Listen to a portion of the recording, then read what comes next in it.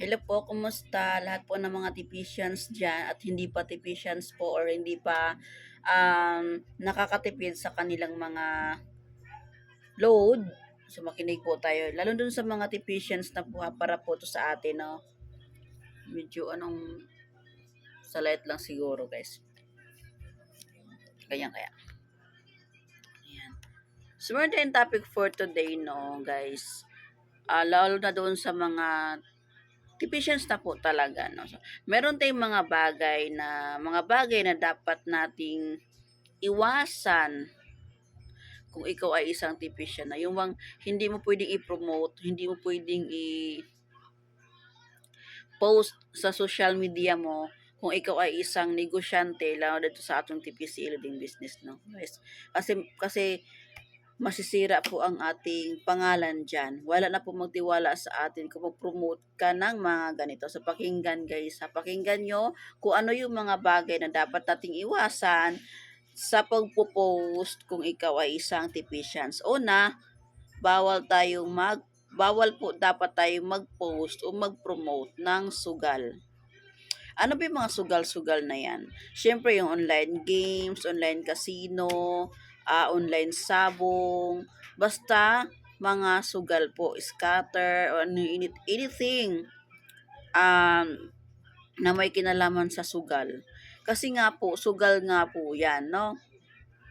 Pag dumating yung time na magseryoso ka na sa negosyo mong TPC, wala na magtitiwala sa'yo kasi nga po, ang pinopromote mo sa iyong social media is puro na lang sugal. So, akalain ng mga tao is yung TPC yung pinopromote mo in the future, maisip nila na sugal din siya. Kasi una pa lang, ang pinopost mo is sugal na po. So, dapat kung ikaw ay TPC na, ang pinopost mo dapat is yung TPC, hindi po yung sugal. Kung talagang meron kang sideline ng pagsusugal po, guys, gawa ka po ng GC at doon ka po um, promote ng pagsusugal mo. Suggest ko lang po ha. Okay? So doon ka na lang po. Wag na lang po sa social media. I-private na lang po natin. Maggawa na lang po tayo ng GC doon para sa kung meron tayong mga members po dyan. Okay? Huwag po tayo mag-promote ng mga sugal kasi nga po, sugal po yan. Kaya baliktarin naman ang sitwasyon, sugal po yan, naluloko ka po ng tao, no? Hindi po dapat gano'n kasi ikaw lang din po masisira dyan. Huwag kang magpadala sa malaking kitaan kung sugal man po yan galing, okay? So number 2, wag wag kang mag-post ng ibang product o MLM galing sa ibang company. Dapat focus lang po tayo sa TPC kasi marami na po tayong product na um, ka-TPC galing. Hindi lang po tayo load. Marami po tayo. Meron tayong gamot, meron tayong sabon, may kape, sabon, lahat meron po tayo, no? Okay? So, dapat focus lang po tayo kay TPC. Number 3, huwag kang magdami account. Okay? Huwag kang maggawa ng dami account. At huwag kang mag-lock profile. Kung ikaw ay isang negosyante, huwag kang mag-lock profile. Kaya una pa lang yung mga tao, magbabase po yan sa ating mga profile. Kung makita nila naka-lock profile ka, naku, asahan mo, magdududa yan sila sa iyo. Okay?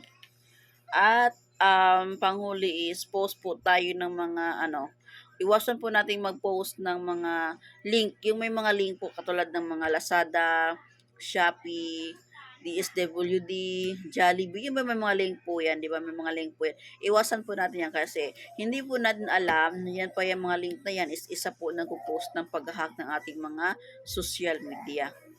So, saan po ba nanggaling dahil sa iyo? Okay. Kasi pinasa mo sa mga kaibigan mo kasi naniniwala ka na may makukuha kang free voucher ba o free Jollibee ba, huwag ka maniwala.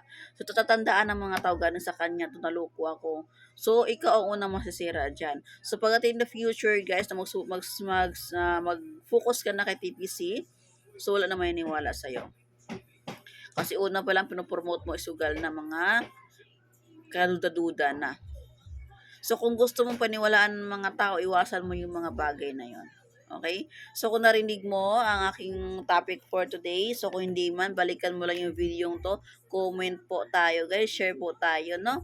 Kung ano po ang dapat nating or kung may matutunan man po. Kung meron pa kayo i-comment to or meron pa idagdag dito sa ating video, so comment lang po. Okay guys? Thank you.